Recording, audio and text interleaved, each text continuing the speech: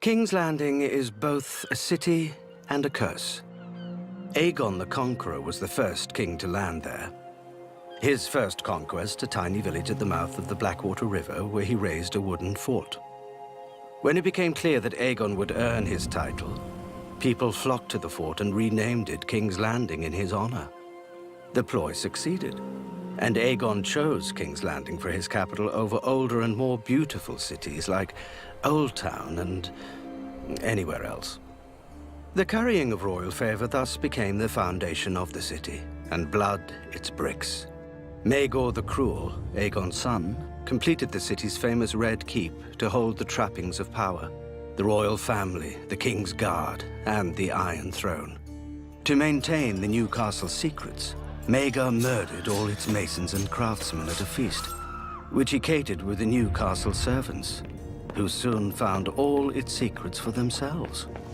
When the Faith Militant challenged his rule, Maegor raised their Sept of Remembrance to the ground with them inside at prayer and erected the dragon pit on the ashes. But the great dragons it housed were attacked by the very low-born people they were meant to terrify. Thousands of people died in the attempt, but hundreds of thousands lived in King's Landing. And now the only dragons in the city are golden. Like most kings, Aegon and Maegor missed a central truth. That a king lands is less important than what he lands on. The people, who will never visit his Red Keep, or his Dragon Pit, or any of his noble monuments to nobility, because they're too busy holding up his realm. Without the slums of Flea Bottom and the poor and desperate folk it produces, who would fight the king's wars and cook the king's meals, and admire him as he rode past at speed? Without its winding dark alleys and pot shops, where would the Red Keep empty its sewage? Of all kinds. Without the Street of Flour, the king would have no bread. Without the Street of Steel, the king's armies would have no swords, armor, or victories. Without the Street of Looms, the king would go naked.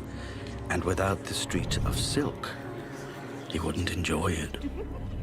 Without the Street of Sisters, the king would have no humility. It leads from the ruin of the Dragon Pit to the ruin of the great Sept of Baelor, where the Targaryens and Baratheons buried their kings, until Cersei Lannister unburied them.